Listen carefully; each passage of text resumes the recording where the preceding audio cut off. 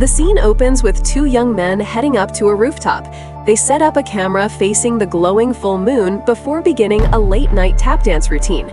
Minutes later, one of them, Damian Ross, comes crashing down from the rooftop, landing on top of his own car. The next day, Morgan arrives at the crime scene, where Detective Karadec fills her in. Damian fell 3 stories, and the case was called in by an anonymous witness who heard the impact. Damian was rushed into surgery, but the circumstances surrounding his fall raise questions. At first, the team considers suicide, but the fact that he was wearing tap shoes makes things more puzzling. Morgan suggests they head up to the rooftop for answers. There, they find Damian's tripod knocked over and a phone lying nearby. As Morgan inspects it, she notices something odd. The smudge pattern on the screen suggests it belonged to a left-handed person. She also points out that Damian adored his car, so much so that she doubts he would choose to end his life by falling onto it. Instead, Morgan theorizes that someone may have pushed him. Moments later, Karadec receives a phone call confirming that Damian's actual phone was found with him at the hospital, proving the phone on the roof isn't his. While Morgan and Karadec are going over the case, she pulls out a photo she snapped on the rooftop, a strange pattern that, to her eye, looks exactly like a buttocks print. Morgan jokes that whoever was up there with Damian must definitely be walking around with some serious bruises on their backside. Karadec, unimpressed, waves it off and refuses to take her theory seriously. Welcome to Sandy's Timeline. Today, we're covering High Potential Episode 2. As always, don't forget to subscribe. Let's dive in. Back at the precinct, Lieutenant Mellon from the LAPD Robbery Division approaches Selena for help with a string of high-profile jewelry store heists. With the press breathing down his neck, he needs extra hands on the case, and Oz volunteers to step in. Meanwhile, with Damian out of surgery, Morgan and Karadec head to the hospital to gather more information.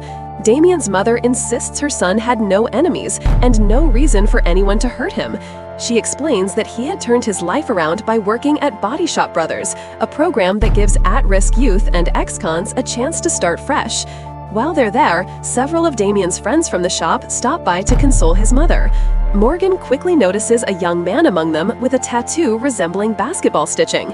Since the phone found at the crime scene also featured a bulldog back cover tied to basketball fandom, Morgan suspects Roland may be connected to the mysterious phone and possibly to Damian's fall.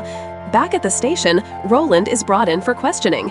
As he squirms uncomfortably in his chair, Morgan quietly points it out to Selena, suggesting they check his backside if he refuses to cooperate. Pressured, Roland finally admits that a third person pushed Damian, but with no witnesses or solid alibi, he quickly rises to the top of the suspect list. Daphne adds another detail. Surveillance cameras only recorded Roland's car entering the premises.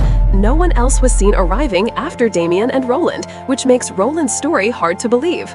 Morgan, however, proposes a new angle. The lab had found traces of paint inside the trunk of Damian's beloved car.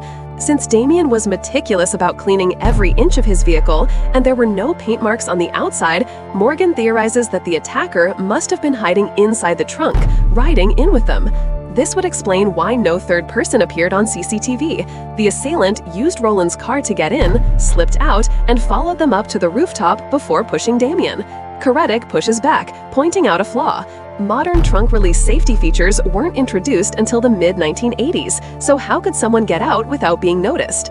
Morgan counters that someone at the body shop, skilled with cars, could have easily tampered with the trunk mechanism to make it work. At home, while looking through old artwork from her ex-husband, something suddenly clicks for Morgan. She calls Karadec, and together they return to the crime scene. Morgan lays out her new theory that the killer was waiting behind a rooftop structure for the right moment to strike. She explains that the night of the fall coincided with an astronomical phenomenon known as the opposition effect, which occurs during the first and last phases of the moon cycle when the moon sits at a 90-degree angle to the sun and shines its brightest. According to the 911 records, Roland made the call at 2:14 a.m., meaning the impact happened around 2:00 a.m. At that time, both Damian and Roland would have been cast in full shadow on the rooftop. Morgan concludes that the killer may not have been able to clearly see who was who in the dim light, and in their haste, pushed the wrong man. The true target all along, she suggests, was Roland. The team tries to get in touch with Roland, who's out at a nightclub, but by the time they finally reach him, it's already too late. Roland has been murdered.